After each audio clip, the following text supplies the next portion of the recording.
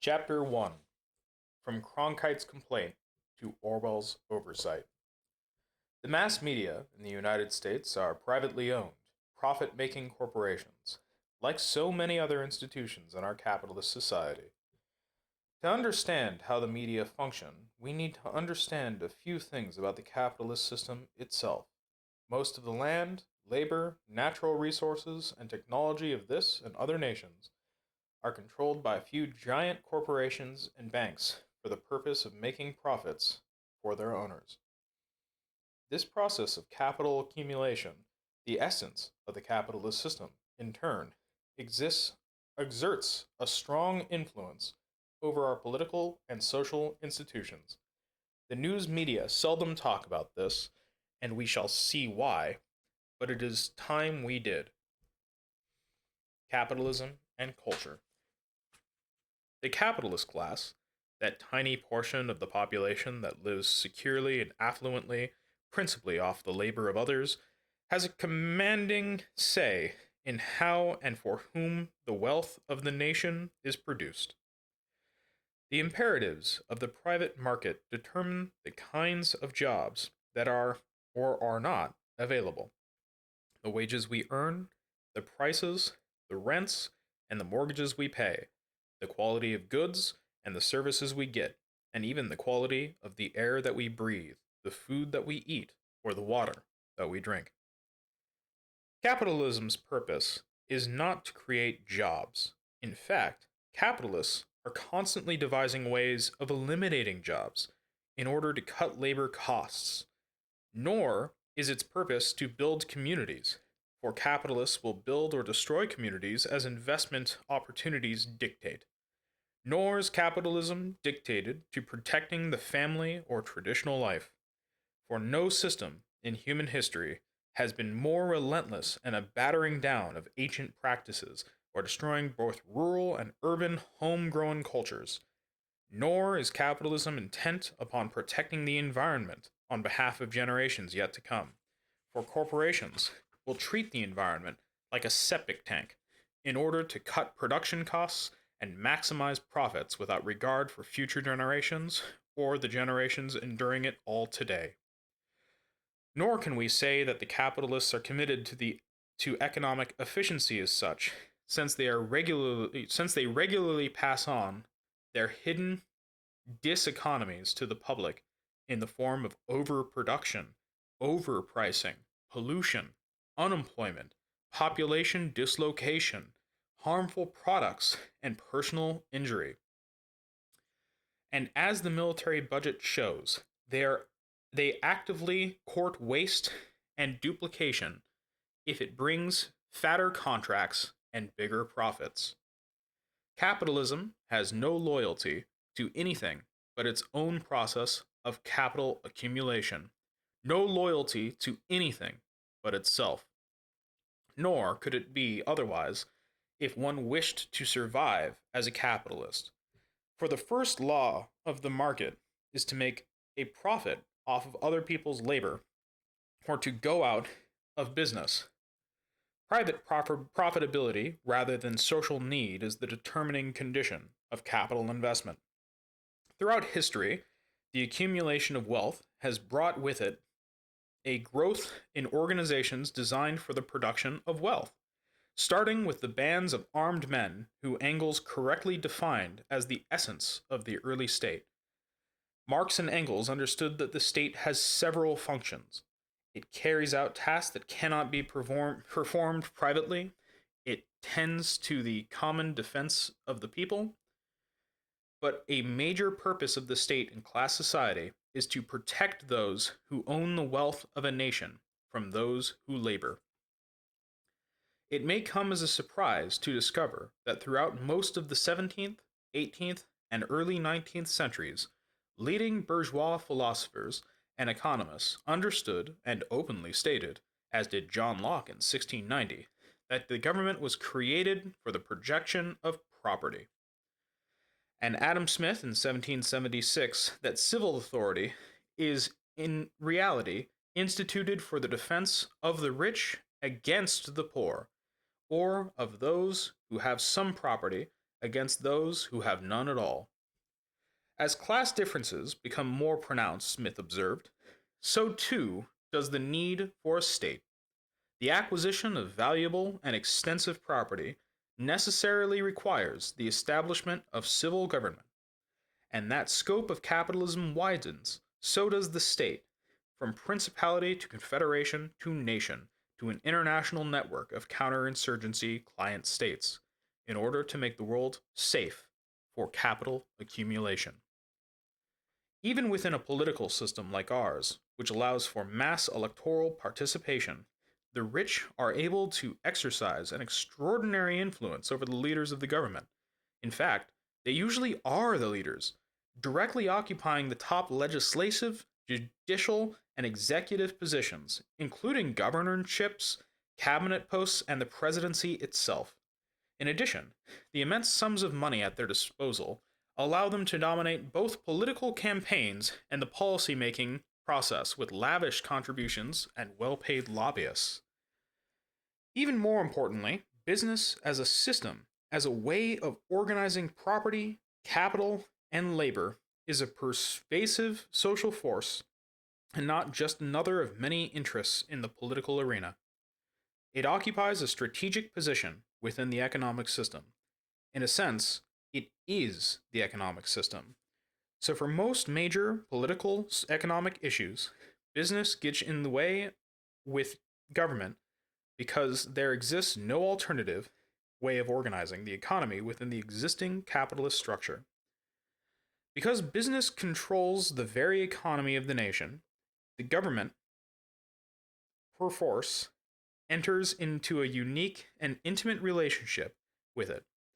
The health of the capitalist economy is treated by policymakers as a necessary condition for the health of a nation. The goals of big business, rapid growths, high profits, and secure markets at home and abroad, become the goals of the government, and the national interest becomes identified with the dominant domestic and overseas capitalist interests. In order to keep the peace, businesses may occasionally accept reforms and regulations it does not like, but governments cannot ignore business's own reason for being, that is, the accumulation of capital. In a capitalist system, public policies cannot persistently violate the central imperative of capital accumulation. Sooner or later, business as a system must be met on its own terms or be replaced by another system. Today, knowledge of the relationship between wealth, class, and the state is suppressed like a dirty secret, or it is dismissed by officials upon opinion makers and news pundits as just so much Marxist ideological mouthing. The accepted posture is to minimize or deny the linkages between capitalist economic power and a supposedly democratic state, between private wealth and public authority. But in truth, the power of money prevailed over the needs of the people in more ways than are usually acknowledged. The existing state can no more be neutral towards the independent of who controls the economy than the other institutions in society. But what has this all to do with the press? The press is one of the other institutions I just alluded to, and one of the most important in maintaining the hegemony of the corporate class and the capitalist system itself. During the 19th century, as industry drew a growing proportion of the population into its sphere of work and consumption, business leaders became more concerned with seeing that cultural life coincided with the demands of industrial production, that the public's political sentiments were supportive of the existing social order. Not only would industrialists administer the work discipline of the machine, they would try to teach people proper attitudes and loyalties. They would extend their influence over the people, from the factory to the political halls to the community itself. Anarchists, socialists, syndicalists, and other purveyors of the radical ideas were mercilessly hounded out of the factories, schools, professions, and communities of America. Pinkertons, Klansmen, and vigilantes, often in the pay of bosses along with police and militia and the army, were regularly employed to crush labor opposition and political dissidents. But as Napoleon once said, you can do anything with bayonets except sit on them. A class that relies solely on the state's bayonets to maintain its rule is never secure. So, along with its suppression, the business class enlisted to its cause such other institutions as the church, the charities, the law, the schools, and the popular press. To secure their hegemony as capitalists of industry, businessmen, as Stuart Ewan wrote, aspired to become captains of consciousness. Today, corporate leaders and their well-paid deputies dominate the boards and top posts of society's educational, communicational, artistic, entertainment, legal, and the scientific institutions. These institutions are ruled very much like business firms themselves, by boards of directors or trustees or regents, as they might be called, drawn mostly from the business class or those in the pay of that class. Numbering between 10 and 25 persons, these boards have final say over the institution's system of rewards and punishments, its budgets and personnel, its investments, and its purpose. They exercise power either by occupying top executive positions or by hiring and firing those who do. Their power to change the institution's management, if it does not perform as they desire, is what gives them control over policy. The boards exercise power not by popular demand or consensus, but by state charter. Incorporated by the state, they can call upon the courts and the police to enforce their decisions against the competing claims of staff, clients, or other constituents. The boards are non-elected, self-selected, self-perpetuating, ruling coteries of the affluent persons who are answerable to no one but themselves. They are checked by no internal electoral system, no opposition party, no obligation to report to the rank and file to win support from any of the people whose lives they affect with their decisions. Yet institutions so ruled, including the nation's news organizations, are said to be the mainstay of democratic pluralism. In a word, the cultural order is not independent of the business system, nor are the cultural institutions independent of each other. Being owned outright and directly controlled by the most active members of the business class, in what amounts to a system of interlocking and often interchanging directories, we know of more than one business leader who does not only preside over a bank or corporation, but has served as a cabinet member in Washington, is a regent of a large university, a trustee of a civic arts center, the board member of a church or foundation or major newspaper or television network, or all of the above.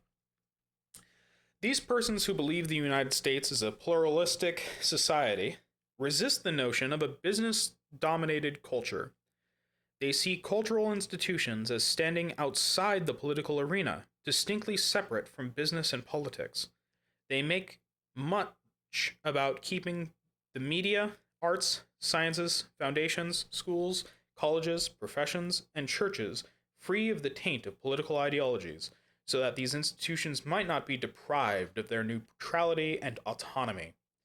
Since pluralists believe that the big business is just one of many interests in the political arena, and one does not dominate the state, they cannot imagine that it dominates civil society or cultural life. But if history teaches us anything, it is that the power of the propertied class never stands alone. It wraps itself in the red flag and claims a devotion to God, country, and the public good. Behind the state is a whole supporting network of doctrines, values, myths, and institutions which are not normally thought of as political, but which serve a political purpose. The state, as Gramsci noted, is the only outer ditch behind where there stands a powerful system of fortresses and earthworks. These supportive institutions help create the ideology that transforms a ruling class interest into a general interest, justifying existing class relations as the only natural and workable ones, the preferred and optimal, although not perfect, societal arrangements. So the capitalist class is the ruling class, controlling society's cultural institutions and ideational production, as well as labor, land, and natural resources. Not entirely, however. The corporate financial class of America is very powerful, but not omnipotent. It makes mistakes, suffers internal divisions over tactics and policies, and must constantly deal with the resistance of workers and consumers, taxpayers and voters, and other protesters. The ruling class rules, but not always in the way it might want. It must make concessions to resistant publics, or at least maintain the appearance of doing. To best secure the legitimate and to best secure and legitimate its rule, it must minimize the appearance and use of its undemocratic, coercive power. This hypocrisy is not merely the tribute that vice pays to virtue. In fact, vice never pays to virtue, but it does to power, to the democratic power of the people, who, with demonstrations, protests, boycotts, strikes, sit-ins, civil disobedience, and even civil disorders, have struggled against regressive laws, oppressive work conditions, excessive taxes, and for an expansion of democratic rights and marital beliefs, material benefits. The power of these democratic forces limits the ability of the moneyed interests to reduce all persons and things to the grist for profit mill. To maintain the system that is so good for them, the rich and the powerful devote much attention to the persuasion and propaganda. Control over the communication field and the flow of mass information helps secure the legitimacy of the owning class political economic power. We don't have a free and independent press in the United States, but one that is tied by purchase and persuasion to the wealthy elites and their government counterparts. Of course, not everyone sees it that way. Many people who hear about a controlled press think only of something that exists in other lands. If anything, the more conservative among them advocate for greater restrictions on US media, in imitation of the censorship. They say that they are fighting when they are also fighting communism. Others who complain about the US news media's shortcomings believe our press, for all its faults, is free and independent, certainly freer than most other countries. In this book, I choose to investigate the US news media, not by comparing them to the media of Great Britain, the Soviet Union, China, France, Paraguay, Nazi Germany, or wherever, but by measuring them against their own assertions about being independent, objective, neutral, informative, balanced, and truthful. I will argue and try to demonstrate that in regard to one of the most crucial questions of political and economic life, the media do not and cannot live up to their claims, and I will try to explain how and why they fail to do so. The structures of control within the US media are different from the institutionalized formal censorship which we might expect of a government-controlled press. They are less visible and more subtle, not monolithic, yet hierarchical, transmitted to many by those who work for the few, essentially undemocratic and narrow in perspective, tied to the rich and powerful, but not totally immune to the pressures of an agitated public, propagandistic, yet sometimes providing hard information that is intentionally or unintentionally revealing.